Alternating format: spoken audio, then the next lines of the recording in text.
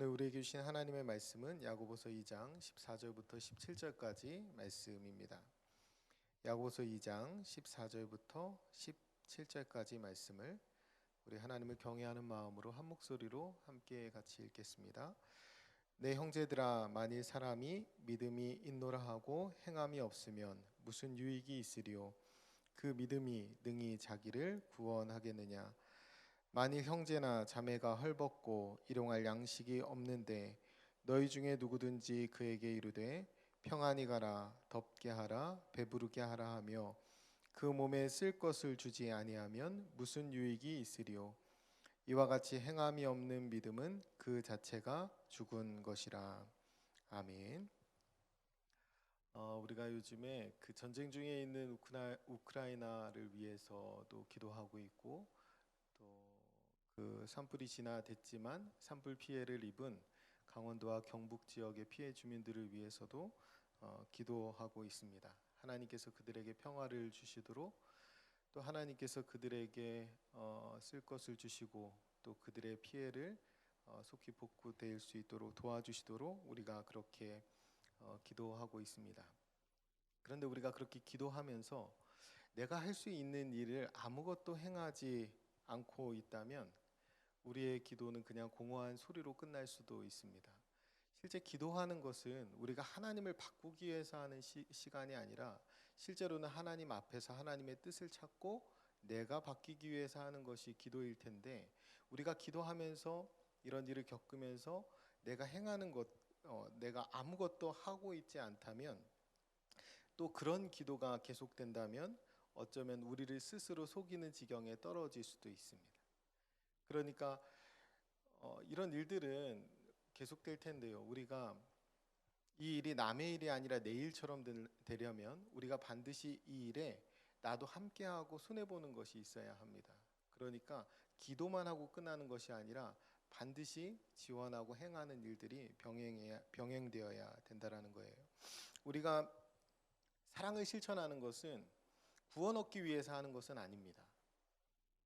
우리가 사랑을 실천한다고 해서 구원받는 것은 아니에요. 우리가 사랑을 실천하는 것은 구원받았기 때문에 하는 것입니다. 하나님의 놀라운 사랑을 받았기 때문에, 그렇게 그 사랑으로 구원받은 자이기 때문에 세상에 하나님의 사랑을 실천하면서 살아가고 있는 것입니다. 우리가 특별히 어려움을 당한 사람들, 환난 중에 있는 사람들, 고아와 과부와 나그네를 돌봐야 하는 이유는 무엇이냐면, 우리가 영적으로 고아와 과부와 나그네와 같았는데 하나님께서 우리에게 오셔서 우리를 자녀 삼아 주시고 우리의 아버지가 되어 주시고 신랑이 되어 주시고, 그리고 우리에게 영원한 나라를 허락해 주셨기 때문에 세상 가운데 동일한 처지에 있는 사람들을 보면 우리가 마음이 쓰이게 되는 것이고 그들을 돕게 되는 것입니다. 그렇게 사랑을 실천하게 되는 거예요. 그러니까 세상 사람들이 행하는 자선과 그리스도인이 행하는 긍휼의 마음을 품고 행하는 자비는 그 출발이 전혀 다른 것입니다. 그러니까 그리스도인이 행하는 이 자비와 긍휼은 하나님에 대한 믿음 없이는, 또 하나님으로부터 받은 사랑 없이는 할 수 없는 것들이 대부분이에요. 그래서 오늘 본문에서 말씀하는 겁니다.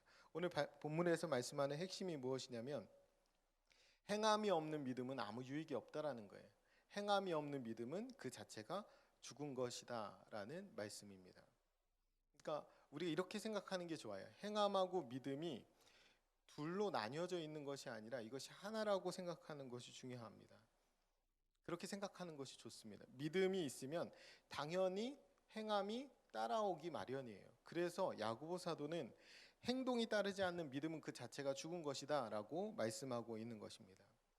저는 우리가 스스로를 속이는 지점이 바로 여기라고 생각합니다. 믿음과 행함을 딱 나눠서 보는 거예요. 잘라놓고 보는 거죠. 그러면서 우리 스스로를 속이는 건데, 여러분, 그렇게 분리해 놓고 나면 어떤 일이 생기냐면 삶을 엉망진창으로 살면서도 나는 믿음으로 구원 얻었다라고 생각하면서 살아가게 됩니다. 그렇게 스스로를 속이는 거예요. 난 분명히 믿는다 생각하면서 흔들리지 않는 믿음이 있으니까 나는 구원받은 줄 확신한다, 이렇게 하면 살아가는 거죠.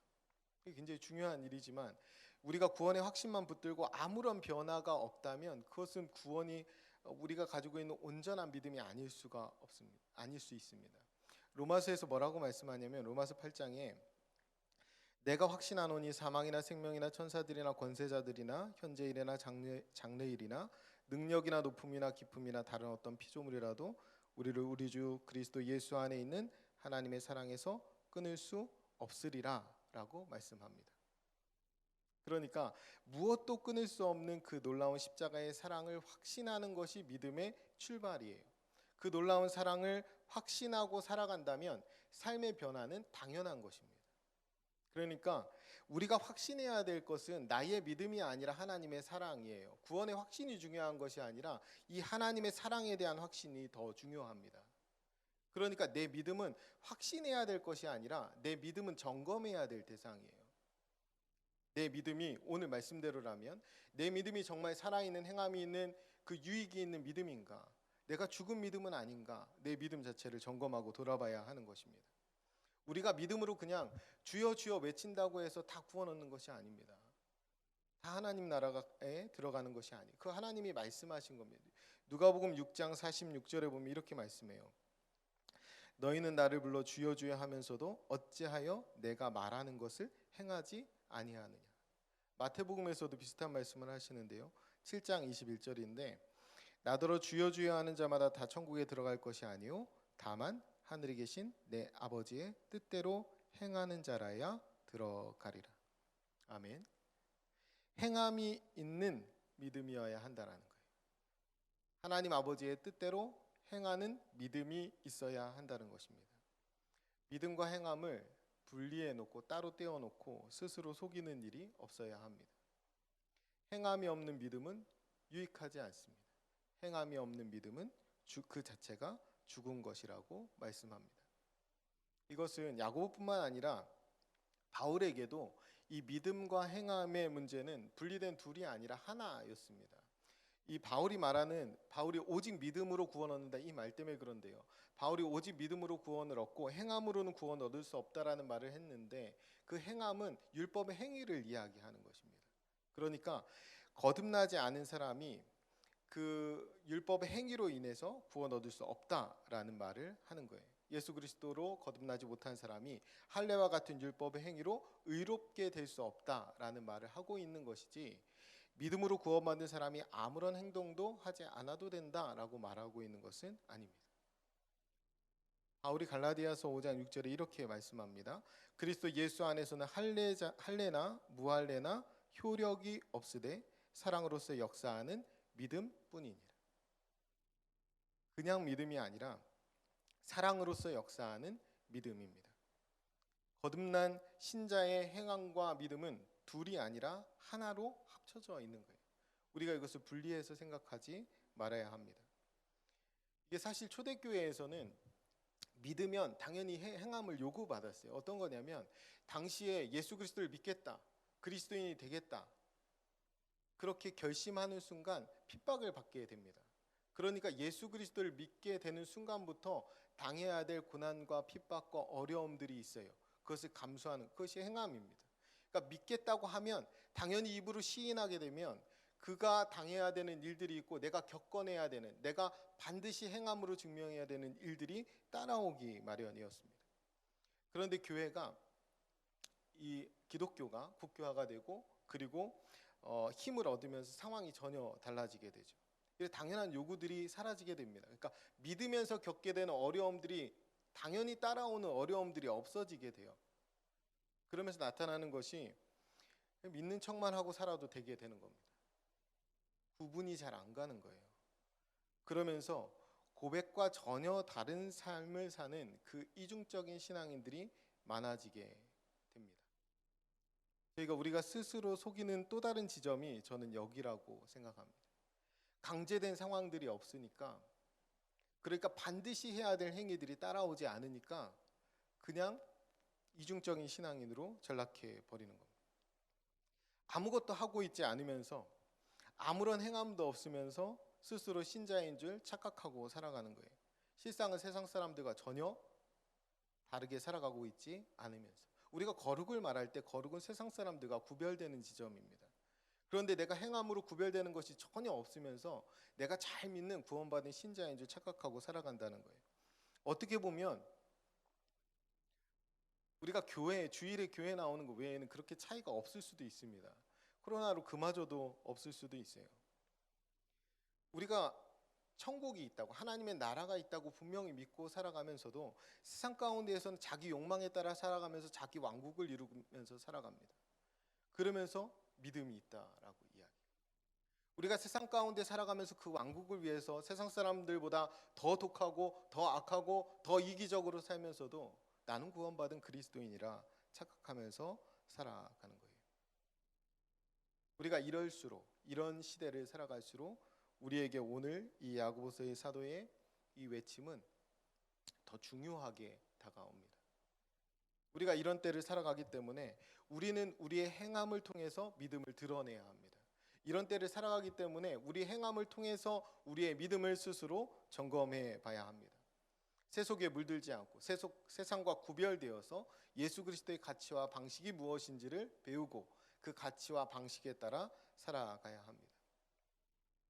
지금은 핍박이 없는 시대니까 예수를 믿는 것이 그 목숨 거는 일은 아니다라고 생각한다면 착각입니다. 지금도 여전히 예수 그리스도를 믿는 일은 그것은 목숨을 거는 일입니다. 우리가 예수 그리스도의 가치와 방식에 따라 살아간다는 것은 세상의 가치와 방식을 역행하면서 살아가는 것입니다. 그래서 매일매일 목숨을 걸고 살아가는 것입니다. 그 행함이 반드시 따라와야 되는 거예요. 하나님께서 오늘 우리에게 또 다른 새로운 새날을 열어주셨습니다. 새 호흡을 주셨죠. 하루를 산다는 것은 저녁에 생각해 보면 하루를 죽은 것과 같습니다. 그러니까 오늘 말씀에 나온 대로 누군가를 위해서 일용할 양식을 나누는 일, 사랑을 나누는 일은 어쩌면 하루치의 생명을 나누는 일과 같습니다. 그러니까 우리가 그리스도인답게 살아가면서 예수 그리스도의 가치와 방식에 따라 살아가는 일은 오늘 여전히 목숨을 거는 일입니다.